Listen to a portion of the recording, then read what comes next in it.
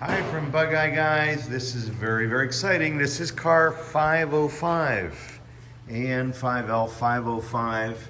You can see these bolted and welded supports. You can see my finger out of focus. You can see these bolted and welded supports. The car's moving. And that's what's unique about these early cars. You see on this later car, this fillet.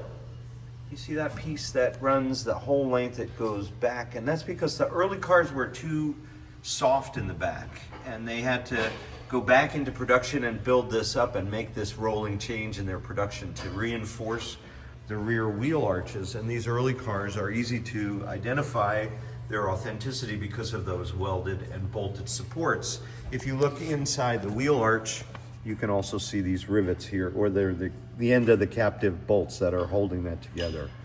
There's also this very cute little mount for the radius arm, which is much smaller than what you should be able to. It's been removed. Well, while we're here, you can see there's no, this is a smoother surface. Again, in comparison with this 1, 2, 3, 4, 5, 6, 7, 8. These are the two front reinforcements and the more symmetrical one behind it. And then here is the larger plate that holds the radius arm, this thing. See how that's quite a bit beefier. Now this part of these cars, I have to look up the number of the change. This went on for a while, but this stuff they did away with when they put in those gussets that you saw in the other car. So anyway, there's a bunch of cool stuff on here. You have those longer door levers. Those are all early features. And then these gussets on the rockers. That was how they tried to reinforce this area of the car with this. But the fillet in the back probably negated the need for these. So you see this feature went away on later Sprites. I mean, this is kind of the esoteric stuff, but it's kind of cool to have the fifth Bug Eye in existence. Well, the fifth production Bug Eye, I should say. This is the fifth one made off the assembly line, so we're happy to have it here, and we're going to build this car up. So there's a lot about the uniqueness to talk about with this car, but it's also very interesting to talk about prior restorations. Now, this was done, I think, about 15 years ago. It was built up and painted, and then it sat. We're lucky to have it here to put it all together and try and make it into a usable car. But we inherited so many problems that it colors what we can do. We will be limited on this project because of the people who came before us. And really the right way to do this with such a historically important car would be to start over. But budget, time, convenience, practicality, just human beings, we're all gonna make a different call and just build this car so that it can be made into a car to use. And maybe one day in the future, all these things will be made right. We've got to go back in and build a plate here. You'd like to do all this stuff before the car was painted, but you need this. You don't need the smiley face, but you need these mounts to put in a taillight base, and they're missing. And I think a lot of the issues with this car came because it must have a brand new back deck, which you can see actually has a little bit of a depression right there. And then you have a bunch of wavering features along this beading. The beading should be a very nice fair curve, but the fender is low right there. I don't know if you can see it. The beading is pinched, like the waist, there are divots in it, and when we shine this up, all that stuff is gonna come to the forefront. And in fact, there are a bunch of sanding scratches on the back deck.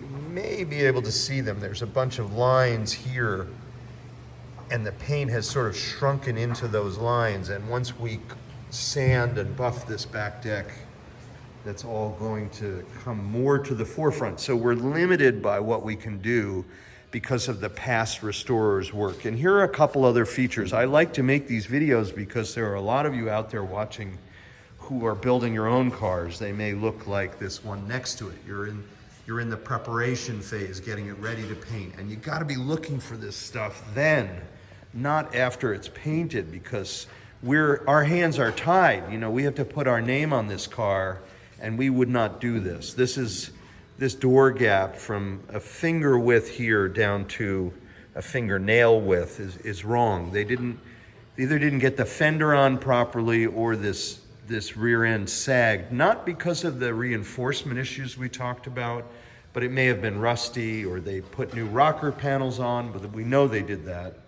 and they just didn't get the alignment quite right. And so now we have the consequence of that. And the problem with this stuff is it's right in your face when you approach the car to open the door.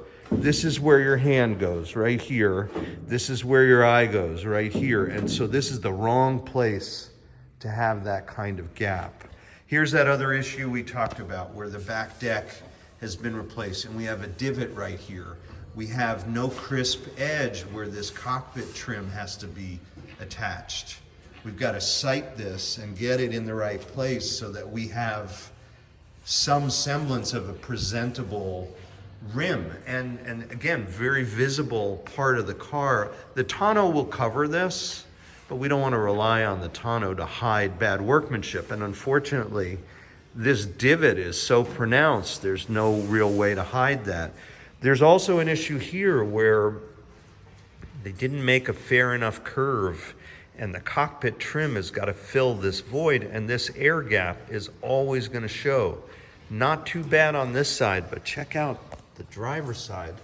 This is something that is one of the, actually I have to say, the most severe pre-restoration error I've ever seen. And it's very significant because the cockpit trim is going to follow this line, and it's got to eventually reconnect with this back deck.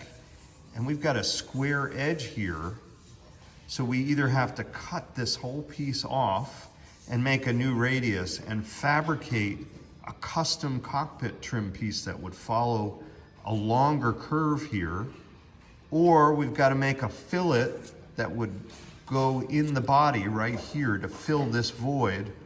And we'd also have to make a custom piece of cockpit trim to go on here. So we've been kind of cursed with all of these issues that were kind of baked into this car when we weren't present. And unfortunately now the owner of the car is in a difficult place of trying to figure out, well, what's the best pathway forward? So again, it should be easy for you to see that this needs to be a nice fair union, and it's not available in this particular car. Going further, we have a new cowl piece that was installed, this entire thing. It came to us without these holes, so we needed to build a template and capture this location, and it's meant to be a captive nut on the back side of the forward hole, but we have a trapped, there's no way to do that. We have to drill through, underneath here is another piece of sheet metal we have to drill through to put a nut on it. Another unfortunate thing that could have been better addressed before the car was painted. We have no holes here, and a similar issue with this edge where we'd like a crisp edge here. We have the car door was painted with the aluminum trim on top. So now we have a green door with a red section, and we just don't want to repaint this car. And that's, you know, if you're looking at this and you have your own body shop, well, it makes it a little bit easier, but it's a massive step backwards in an effort to take a car that was almost ready to get built. Now we've got to address these issues. It came to us also with a nose from another car. It's a later nose. And we wanted to put that on because now we have to paint this green. We ended up with an issue here where you have an ascending gap, tighter at the top, fatter at the bottom. And that all stems from this issue because people, again, don't fit these usually before paint. So we have frame rails that have been hit, very common. You look at a lot of these cars, you will see these rails have been bent. Can you see how there's a big dent on this rail right there because it's been smashed? And it's totally normal, but what is unfortunate is that it wasn't addressed before paint, because now our option is to cut and adjust the angle of these front frame horns, particularly for this problem here. Now this one is even worse than the other side. We have a massive gap tapering to right here. And the cowl fit is beautiful. Kenny did a beautiful job getting this all aligned when we fit this part. But in order to fix this problem, all we can do is drop down the frame horns, which means cutting them off and rewelding them. And then we run into an additional issue of how much clearance do we have at this rocker. We can only come back so far here before we run into an interference fit at this point. So moving those frame rails is a bit of a lot of work for a small return. So once more, pre-fitting the nose and getting this right ahead of time is what matters most. And there's one more somewhat significant issue here. I don't know if you can see it, but this rocker panel, when it was put on, this line here, if you can see my nail, it drops down. So you would like to see a clean straight line and not this hook downward. And so once more, once the car is painted, this total of all of these little lines and issues are going to limit how beautiful that restoration can be. Here you can see there is a little difference in the door height, but at least the rocker line is straight. There's a little waver right here that can be fixed now, but once you've come this far, it's too late. Let's look at this one. You know, there were imperfections even from the factory. This is the original fender. So a perfect union of all these lines is not what you would expect on a $1,795 Sprite when it was new. It just was never the strong suit of these vehicles. But when you restore them, we generally presume we're trying to make it better than ever. And in the case of this particular scallop cut in the top of the rocker, that was an avoidable issue. But when you're getting ready to paint one of these cars, you're generally at the end of your patience. There's another issue here where this line is wrong. You see how this is a straight line actually trending forward. And if you look at the original profile, it was actually a fair curve that continued around the wheel arch. You see that? This slope has been removed here, and once the car is shiny and on its feet, you will see this for the rest of time. And we can't go backwards and fix that now without really quite a bit of work. You see again, there's a nice fair curve. And here we have this rocker panel. Remember, the radius is coming around, and then all of a sudden, whoops, it's going the wrong way and coming back out. So I've just completely trashed car 505, and I apologize because it's a very special car, and it'll be a wonderful car when we're done with it. But it's just one more way I want to really emphasize how critical it is that before the paint goes on, you work through these issues. Otherwise, you end up saddled with these challenges for the rest of the car's life before it's re-restored once again. Thank you for watching here at Bug Eye Guy.